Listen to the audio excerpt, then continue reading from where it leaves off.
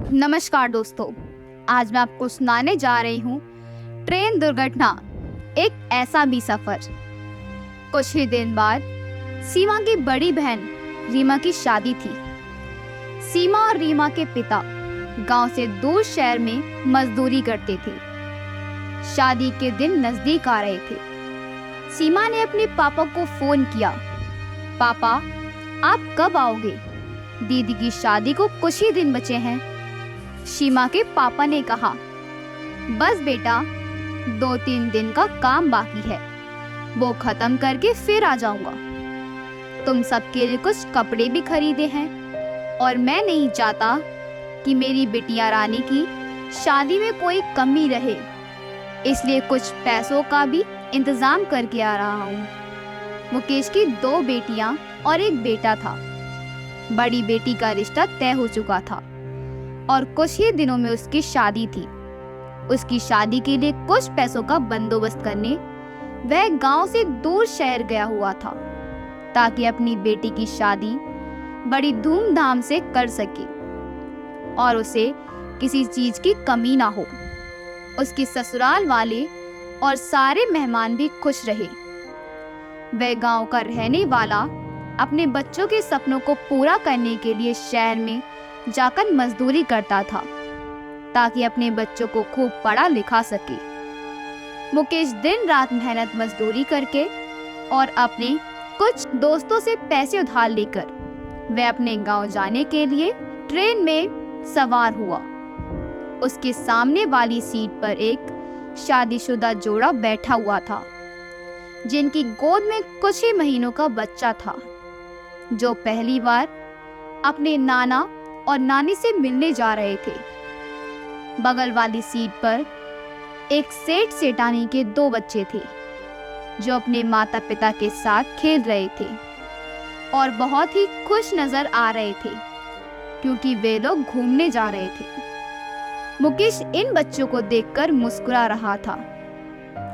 उसने अपने घर वालों को फोन करके बताया कि वो ट्रेन में बैठ चुका है और बस कुछ ही घंटों में अपने गांव पहुंच जाएगा।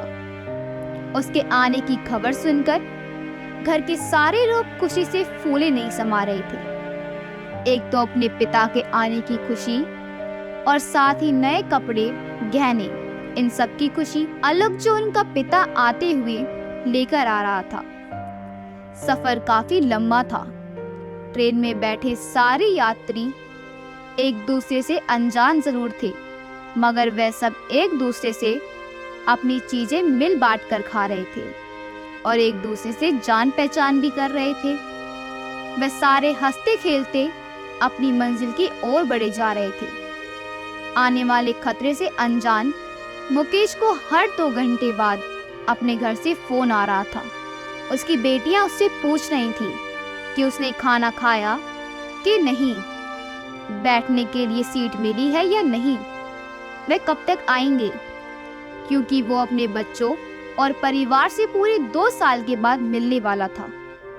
उसकी बड़ी बेटी को अपनी शादी से ज्यादा अपने पापा के घर लौटने की खुशी थी।